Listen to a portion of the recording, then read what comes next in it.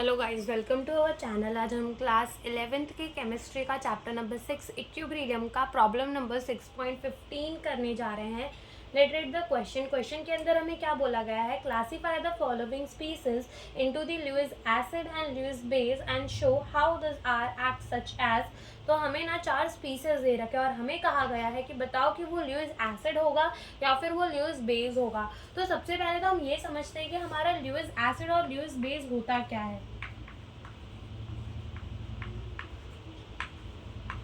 तो Lewis acid, ठीक है, तो लुईस एसिड वो होता है जो हमारे इलेक्ट्रॉन के पेयर को एक्सेप्ट कर ले। ठीक है, इलेक्ट्रॉन के पेयर को जो एक्सेप्ट कर ले वो क्या होगा, लुईस एसिड होगा। और जो इलेक्ट्रॉन के पेयर को डोनेट कर दे, ठीक है, इलेक्ट्रॉन पेयर डोनर हो, वो क्या होगा, हमारा लुईस बेस होगा। तो जैसे हमें सबसे पहला स्पीसीज दिए रखा है HO, ठीक है, तो ये हमारा जो है इलेक्ट्रॉन के पेयर को डोनेट कर सकता है। ठीक है, ये हमारे इलेक्ट्रॉन के पेयर को क्या कर सकता है, डोनेट कर सकता है। तो ये किसकी तरह हमारा एक्ट करेगा, ये इलेक्ट्रॉन के पेयर को डोनेट कर सकता है, तो ये लुईस बेस की तरह काम करेगा।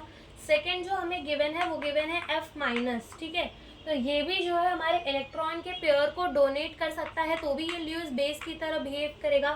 थर्ड हमें दे रखा है H+, तो इसके पास तो इलेक्ट्रॉन है नहीं, ठीक है, तो ये क्या करेगा, इलेक्ट्रॉन को एक्सेप्ट करेगा, और इलेक्ट्रॉन को एक्सेप्ट करेगा तो ये किसकी तरह काम आएगा, लुईस एसिड की तरह काम आएगा। और लास्ट में हमें दे रखा है BCl3, ठीक है, तो देखो सबसे पहले तो ये बोरॉन जो है इसका एटॉमिक नंबर कितना होता है, 5, ठीक है, और इसके वैलेंस शेल में कितने इलेक्ट्रॉन होते हैं, 3, और 3 इसने बॉन्ड बना रखे हैं क्लोरीन के साथ। ठीक है, 3 बॉन्ड किसके साथ बना दिए हैं, क्लोरीन के साथ 3 बॉन्ड बना दिए हैं, यानी कि टोटल कितने इलेक्ट्रॉन हो गए होंगे, 6।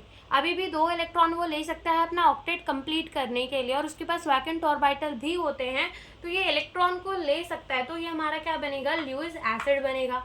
तो यही हमसे इस क्वेश्चन के अंदर पूछा था। Thank you for watching the video.